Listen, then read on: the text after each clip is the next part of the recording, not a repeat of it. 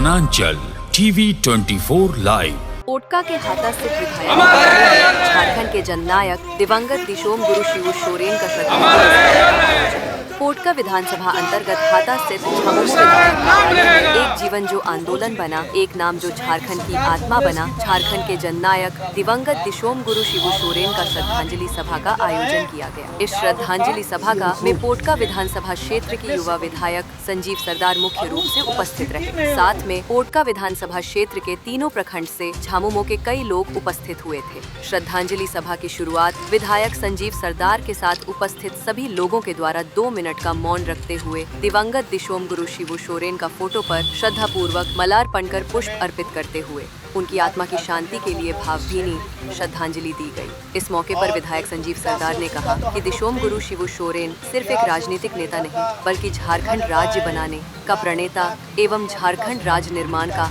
आधार स्तंभ थे। उन्होंने हमेशा झारखंड वासियों को हक, अधिकार एवं सम्मान दिलाने के लिए बहुत ही संघर्ष किए थे। उन्होंने कहा, दिशोम गुरु शिबू सोरेन के द्वारा न केवल आदिवासी समाज के लिए बल्कि हर वर्ग के लोगों के लिए समान रूप से काम किया गया था। उनकी जीवनी काल बहुत ही संघर्ष रहा है, जिसको याद रखने के लिए पोटका विधानसभा क्षेत्र में उनकी आदमकद प्रतिमा लगाने का काम करेंगे, जिससे आने वाले दिन लोगों ने उनका आदर्श पर चलने का काम करेंगे। श्रद्धांजलि सभा में मौके पर पूर्व जिला परिषद चंद्रावती महतो, आंदोलनकारी बबलू चौधरी, सुनील महतो, झामुमो प्रखंड अध्यक्ष सुधीर सोरेन, मिर्जा सोरेन, हितेश भगत, रजनी सरंगी, भुवनेश्वर सरदार, मनोरंजन सरदार, ओम प्रकाश गुप्ता, देव पालित, पापी भट्ट मिश्रा, चक्रधर महतो, मोहम्मद असलम, अफसर अली, नंटी गुहा, मुस्तफा जमाल, कासू, लाल बाबू, अनुपम मंडल, रहित राम, संस्कार राम, सागर सरदार आदि उपस्थित रहे।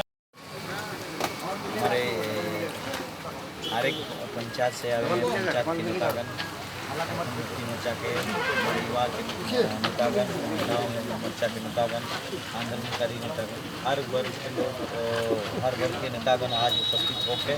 श्रद्धांजलि विधानसभा स्थल में देने का काम हुआ है। और उसमें सभी कोई हम लोग वीर शिबू सोरेन जी के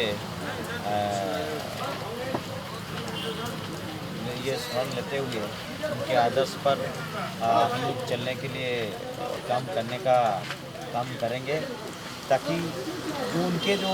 इच्छा था और उनके जो प्रयास, इच्छा और प्रयास अगर देखा जाए एक साधारण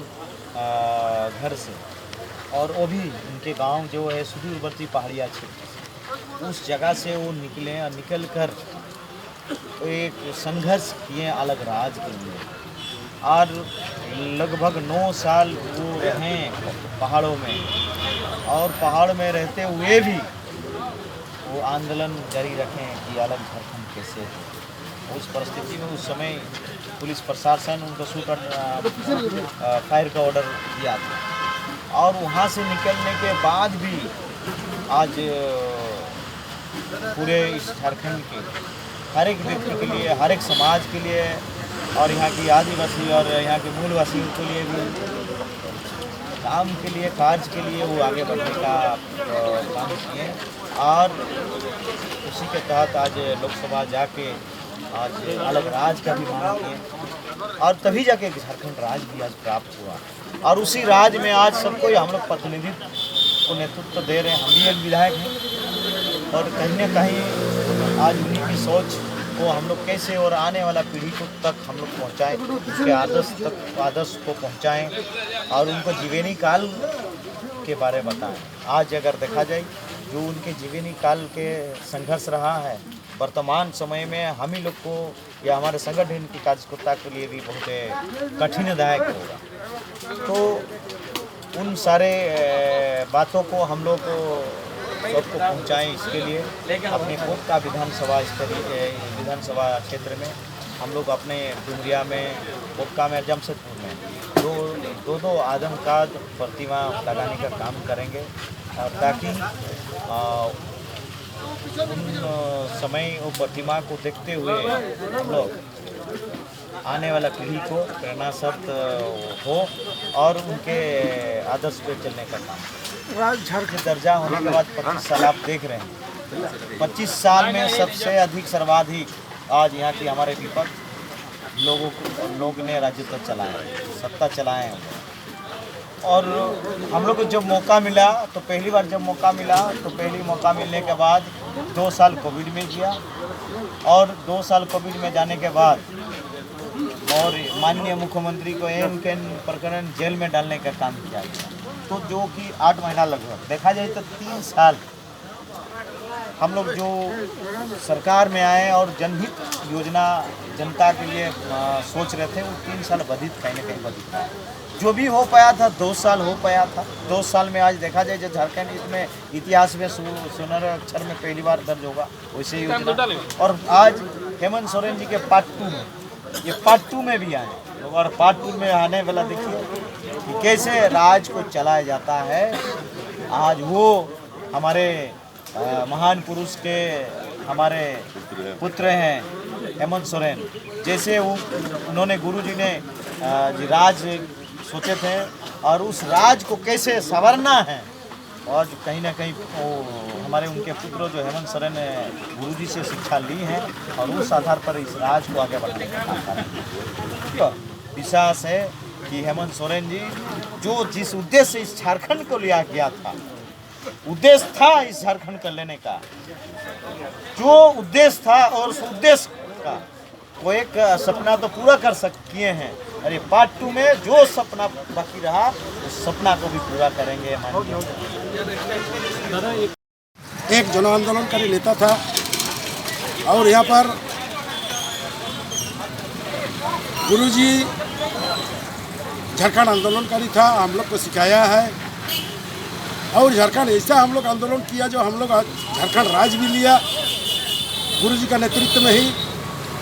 और ये भी हम लोग झारखंड में राज भी हम लोग कर रहे हैं, यह सबसे बड़ी खुशी की बात है। तो इसीलिए गुरुजी के देहांत हुआ हम लोग को थोड़ा दुख है, लेकिन जहाँ तक हेमंत सोरेन की बात है हेमंत सोरेन बागडोर संभाल लेगा क्योंकि वो भी गुरुपुत्र है, इसीलिए हम लोग उतना चिंता नहीं करते हैं। और गुरुजी चले गया बहस भी हो गया था, चले गया कोई बात नहीं है।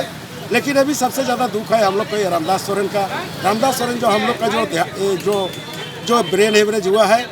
भगवान से हम लोग यही कामना करते हैं कि दादा जल्दी आए और हमारा यहाँ का राजनीतिक का जो बागडोर जो संभाले, यही हम लोग कामना करते हैं भगवान से। हमारा पूरा विश्वास है हेमंत जी जो है गुरु जी का टोटल आइडियोलॉजी है, हम लोग उनके पास देखते हैं और जो भी योजनाएं उनका आज सरकार द्वारा चलाई जा रही है उन योजनाओं में छाप नहीं होती गुरु जी का बताए हुए कदम। और हमें पूरा विश्वास है कि हेमंत जी राज को गुरु जी का कमी को पूरा कर कमी तो पूरा नहीं किया जा सकता, लेकिन उनके सोचे हुए काम को जरूर करेंगे। और ये हम सभी का ये दायित्व बन जाता है, हर कार्यकर्ता का दायित्व बन जाता है गुरु जी का बताए हुए मार्ग पर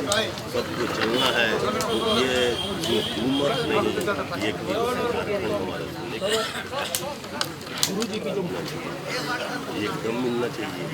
आज के समय में विशेष करके आज के 2025 की बात कर रहे हैं, जितने लोगों को उनमें से गुरु जी को कंपेयर करें क्या ये भारत रत्न के लायक नहीं है, ये तो सोचना है। हम तो बात रखेंगे लेकिन निर्णय तो उनको लेना है कि ये एक झारखंड के सभी लोग जिसको मसीहा की तरह मानते थे,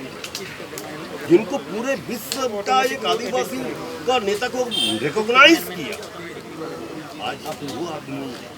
जो अपने पूरे जीवन संघर्षमय रहा, अपना परिवार नहीं देखा, अपना भविष्य नहीं देखा, कभी वो सब समय गरीब गुरबा शोषण के खिलाफ वो संघर्ष रहा, वो कभी नहीं रखे, वो कभी नहीं रखे। गांधी जी भी भारत रत्न नहीं पाए थे, लेकिन उनका काम जिंदा है, गुरु जी जिंदा रह गए, हमें विश्वास है। लेकिन हम उनके संतान हैं, उनके फॉलोअर्स हैं, हमारा कर्तव्य बनता है, हम चाहते हैं कि हमारे गुरु जी को मिले।